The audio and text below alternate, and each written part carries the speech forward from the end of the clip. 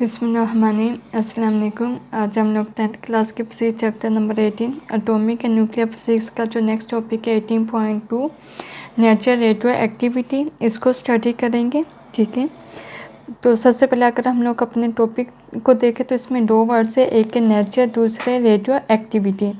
अब radio activity basically क्या है? रेडियो एक्टिविटी जो है वो ऐसा प्रोसेस है जो कि रेडिएशंस पे जो है वो बेस करते, means all the activities that based on the radiations.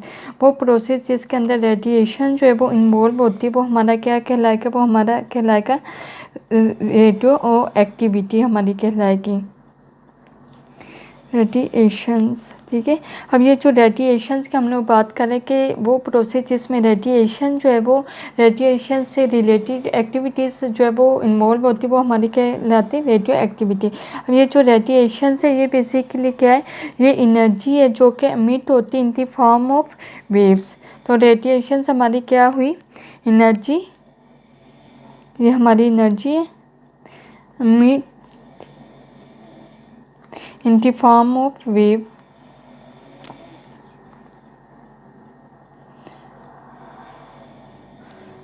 Waves की फॉर्म में जो हमारी एनर्जी एमिट होती है वो हमारी क्या कहलाएगी? रेडिएशंस कहलाएंगी।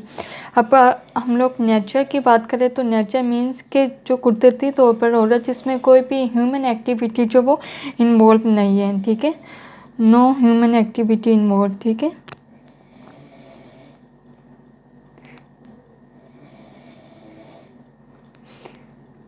इज इन्वॉल्व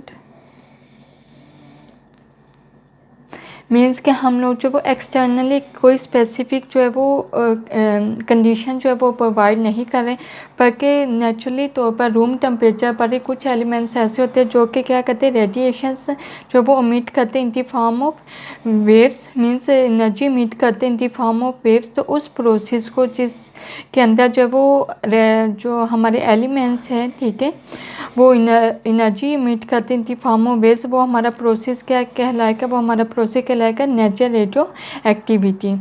अब हमें जो वो बेसिकली जो है वो नेचर रेडियो एक्टिविटी क्यों होती है, ये अगर हम लोग देखें कि क्या वजह है कि जिसकी वजह से जो है वो कुछ एलिमेंट जो है वो रेडिएशन जो है वो एमिट करते हैं, तो वो रेडिएशन क्यों एमिट होती है उसको हम लोग देखते हैं।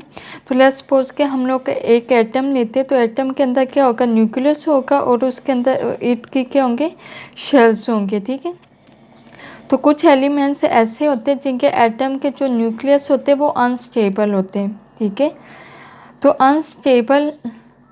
अनस्टेबल न्यूक्लियाई की वजह से क्या होता है कि हमारे जो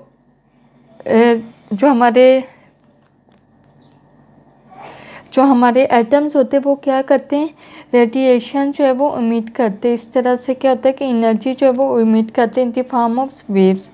इसमें क्या होता है कि हम लोग कोई भी एक्सटर्नल जो वो कंडीशन प्रोवाइड नहीं करते, मीन्स के कोई हम लोग जो वो टेम्परेचर नहीं देते, कोई एक्स्ट्रा एनर्जी प्रोवाइड नहीं करते, बल्कि एट रूम टेम्परेचर पर जो हमारा रूम टेम्परेचर होता है उसी पर जो है वो क्या होता है कि एटम जो है वो खुद पर खुद जो है वो एनर्जी जो है वो एमिट करते हैं। और वो एनर्जी क्यों एमिट करते? क्योंकि उनके जो न्यूक्लियस होते हैं वो अनस्टेबल होते हैं। तो अनस्टेबल न्यूक्लियाई की वजह से क्या होता है कि एनर्जी जो है वो एमिट होती है इन दी फॉर्म्स ऑफ वेव। तो ऐसा स्पॉन्टेनियस प्रोसेस जिसमें अनस्टेबल न्यूक्लियाई जो वो एनर्जी एमिट करे, उस प्रोसेस को हम लोग क्या कहते हैं? वो हमारा प्रोसेस कहलाता है नेचर रेडियो एक्टिविटी। और वो एलिमेंट जो कि रेडिएशन से एमिट करते वो हमारे एलिमेंट्स क्या कहलाते हैं? नेचर रेडियो एक्टिव एलिमेंट्स हम लोग उन्हें कहते हैं। तो सबसे पहले ये कब डिस्कवर हुआ कि एलिमेंट जो है वो रेडिएशन जो है वो एमिट करते हैं? तो इसके अगर हम लोग का हिस्ट्री देखें तो 1896 में एक साइंटिस्ट पिक्यूलियर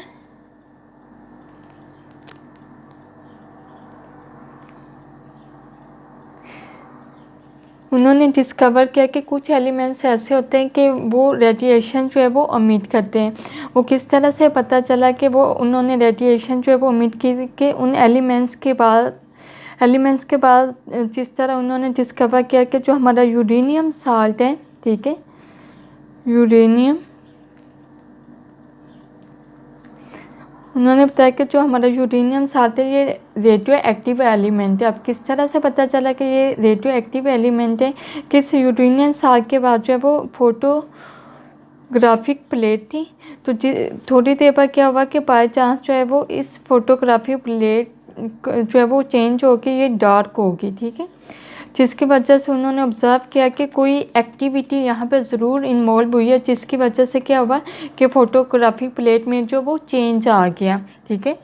तो इसको उन्होंने ऑब्ज़र्व किया। इसके अलावा जो है वो इस पर जब स्टडी की गई तो ये भी पता चला कि अगर किसी भी रेडियो एक्टिव एलिमेंट के पास जो है वो फोटोग्राफिक प्लेट को रखा जाए तो क्या होगा, उसके ऊपर जो वो डार्क स्पॉट जो है वो बन जाएंगे। वो डार्क स्पॉट जो है वो ये शो करते हैं कि इसके ऊपर कोई एक्टिविटी जो वो हुई है जिसकी वजह से इसमें चेंज आया है। इसके अलावा जो हमारे पास नेचुरल रेडियो एक्टिव एलिमेंट्स होते हैं वो क्या करते हैं, वो आयोनाइजेशन का प्रोसेस जो है वो भी करते हैं। आयोनाइजेशन भी होती है। अब आयोनाइजेशन जो है वो बेसिकली क्या है, आयोनाइजेशन ये कि गैस, हमारे पास कोई भी गैस है उसको आयोनाइज कर देना, ठीक है, उसके आयन से बना देना। अब बेसिकली इसमें होता क्या है कि फॉर एग्ज़ाम्पल हमारे पास कोई भी गैस एटम है, ठीक है, इस तरह से हम लोग सपोज कोई एक गैस ले लेते हैं, ठीक है। क्या होता है कि हमारे जो रेडियो एक्टिव एलिमेंट्स है वो क्या करते हैं, रेडिएशन जो है वो एमिट करते हैं, मीन्स वो क्या करते हैं, एनर्जी जो है वो एमिट करते हैं। जब वो एनर्जी एमिट करते हैं तो क्या होता है कि यहाँ पे जो इलेक्ट्रॉन्स जो है वो आउटर मोशन में जो रिवॉल्व कर रहे हैं, ठीक है, वो क्या करते हैं, वो इस एनर्जी को अब्जॉर्ब कर लेते हैं। जब वो इस एनर्जी को अब्जॉर्ब करते हैं तो क्या होता है, एक्स्ट्रा इनके पास एनर्जी हो जाती है। जब इनके पास एक्स्ट्रा एनर्जी आ जाती है तो क्या करते हैं, ये इस शेल को जो वो छोड़ देते हैं, ठीक है, और बाहर निकल जाते हैं। जब ये शेल को छोड़ देते हैं तो क्या होता है, पहले जो ये एटम जो है वो न्यूट्रल फॉर्म में था, क्योंकि नंबर ऑफ इलेक्ट्रॉन्स और प्रोटॉन्स इक्वल थे इसलिए ये न्यूट्रल फॉर्म में था। लेकिन जब इलेक्ट्रॉन यहाँ से निकल गया शेल में से तो क्या हो गया, अब इसके ऊपर पॉजिटिव चार्ज डिवेल्प हो गया। क्योंकि पॉजिटिव नंबर ऑफ प्रोटॉन से अब ज़्यादा हो गया और नंबर ऑफ इलेक्ट्रॉन जो वो कम हो गए, जिसकी वजह से क्या हो गया कि इसके ऊपर पॉजिटिव चार्ज डिवेल्प हो गए। अब पॉजिटिव चार्ज डिवेल्प होने का मतलब है कि इसके ऊपर चार्ज जो है वो क्रिएट हो गया। तो जब भी किसी एटम के ऊपर जो है वो चार्ज क्रिएट हो जाता है तो उसको कहते हैं कि वो आयोनाइज हो चुका है। अब क्या हो गया कि अब ये एटम जो है वो आयोनाइज हो चुका है क्योंकि उसके ऊपर पॉजिटिव चार्ज जो है वो डिवेल्प हो गया है। तो इस प्रोसेस को जिसके अंदर जो है वो हम लोग एनर्जी प्रोवाइड करते हैं इलेक्ट्रॉन्स को, इलेक्ट्रॉन जो वो शेल्स जो को वो छोड़ के चले जाते हैं और उनके ऊपर चार्ज डिवेल्प हो जाता है, इस प्रोसेस को कहते हैं आयोनाइजेशन प्रोसेस। तो जो साइंटिस्ट थे पेक्यूलियर, उन्होंने डिस्कवर किया कि नेचुरल रेडियो एक्टिव एलिमेंट्स की वजह से क्या होता है कि फोटोग्राफिक प्लेट जो है वो भी डिस्टर्ब हो जाती, मीन्स इसके ऊपर जो है वो डार्क स्पॉट्स डेवलप हो जाते। इसके अलावा ये कि अगर इस रेडियो एक्टिव एलिमेंट्स के बाद कोई भी जो है वो गैस जो है वो गैस एटम लाया जाए या रेडियो एक्टिव एलिमेंट्स को गैस एटम के ऊपर फॉल करवाया जाए तो क्या होता है कि वो जो गैस है वो आयोनाइज हो जाती है, ठीक है। इसके अलावा जो है वो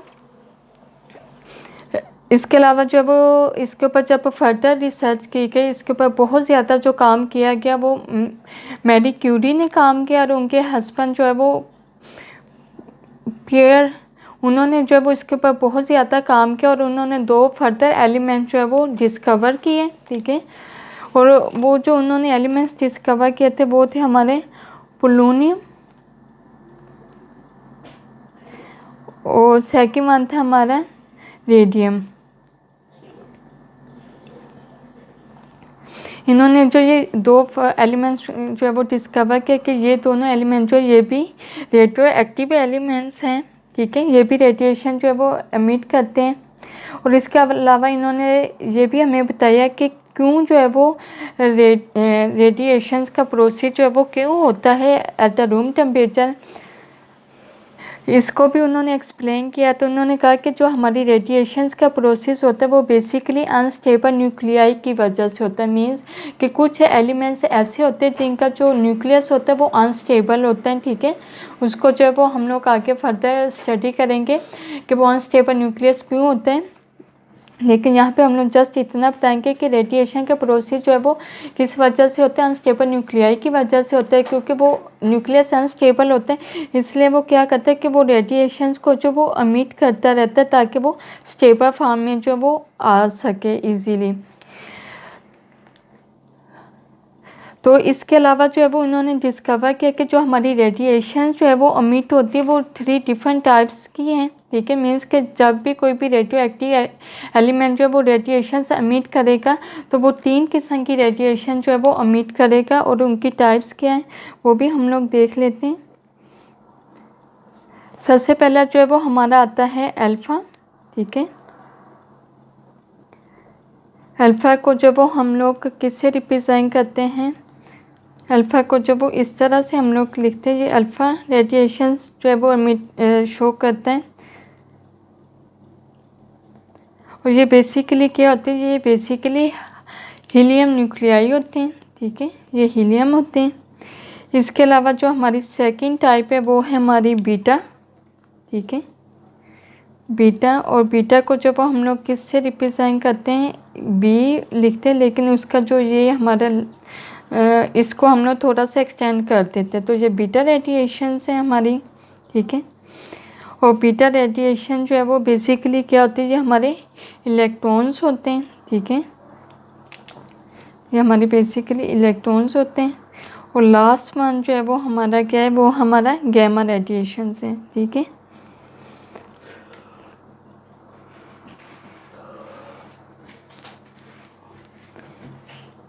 और गैमा को जब वो हम लोग इस तरह से जब वो रिप्रेजेंट करते हैं, ठीक है, गैमा रेडिएशन।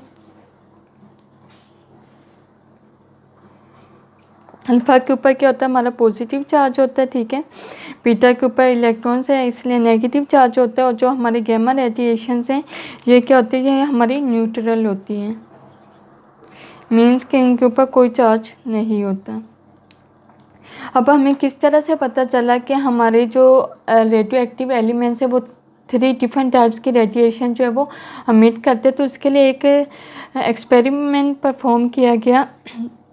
वो किस तरह से था कि हम लोगों ने जो है वो एक लेड सल्फाइड का जो है वो ब्लॉक लिया इस तरह से, और इस लेड सल्फाइड के ब्लॉक के अंदर जो है वो हम लोग ने अपना रेडियो एक्टिव सोर्स रखा, मीन्स कोई भी रेडियो एक्टिव एलिमेंट रखा, जिस तरह रेडियम रख सकते हैं, पोलोनियम रख सकते, कोई भी रेडियो एक्टिव सोर्स जो है वो हम लोगों ने इसके अंदर रखा, और इसको जो वो हम लोगों ने मैग्नेटिक फील्ड जो है वो प्रोवाइड कर दी, ठीक है। तो ये हमारा क्या था, ये हमारा लेड सल्फाइड का ब्लॉक था।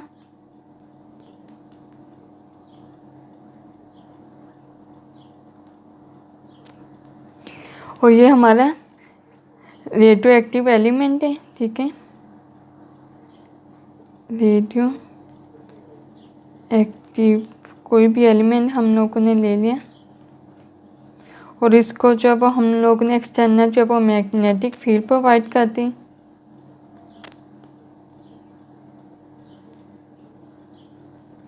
तो जब हमारे रेडियो एक्टिव एलिमेंट ने रेडिएशन सबमिट की तो उसने 3 किस्म की रेडिएशन सबमिट की, और वो जो रेडिएशन थी वो तीनों एक दूसरे के ऑपोजिट डायरेक्शन में थी, इस तरह से ऑलमोस्ट जो है वो रेडिएशन की डायरेक्शन थी और तीनों एक दूसरे के ऑपोजिट थी। इट मीन्स कि हम लोगों को 3 डिफरेंट डायरेक्शन में जो वो रेडिएशन जो है वो मिली, और वो तीनों जो थी एक दूसरे के ऑपोजिट थी। तो उससे हमें क्या पता चला कि जो रेडिएशन सबमिट हो रही वो 3 डिफरेंट टाइप्स की हैं, ठीक है। और बाद में जब उनको स्टडी जब किया गया तो कहा गया कि एक हमारी अल्फ़ा रेडिएशन से जो कि हीलियम न्यूक्लियाई है, ठीक है। सेकंड वन जो है वो हमारी बीटा रेडिएशन से जो कि इलेक्ट्रॉन्स हैं, और लास्ट वन जो है वो हमारी गैमा रेडिएशन से जो कि न्यूट्रल फॉर्म में होती है, मीन्स उनके ऊपर जो वो कोई भी चार्ज जो वो नहीं होता। और इनको जब हम आगे जब हमारा टॉपिक आएगा तो हम लोग इसको स्टडी डिटेल में करेंगे। अभी हम लोग जस्ट इतना एक्सप्लेन करते हैं कि जो रेडिएशंस जो कि मिट होती हैं रेडियो एक्टिव एलिमेंट्स की वजह से वो 3 डिफरेंट टाइप्स की होती हैं, और वो जो हमारी अल्फ़ा बीटा और गैमा होती है। और अल्फ़ा जो है वो बेसिकली पॉजिटिव चार्ज होते हैं जो कि हीलियम न्यूक्लियाई होते हैं, और बीटा जो है वो इलेक्ट्रॉन्स होते हैं मीन्स नेगेटिव चार्ज इनके ऊपर होते हैं, और रेड गैमा जो है वो न्यूट्रल होती है, इट मीन्स के ऊपर कोई भी चार्ज नहीं होता। तो ये था हमारा आज का टॉपिक, जिसमें जो है वो हम लोगों ने रेडियो एक्टिविटी को स्टडी किया। तो इंशाल्लाह ताला नेक्स्ट वीडियो में जो है वो हम लोग नेक्स्ट टॉपिक को स्टडी करेंगे। तब तक के लिए अपना ख्याल रखिएगा। अल्लाह हाफिज़।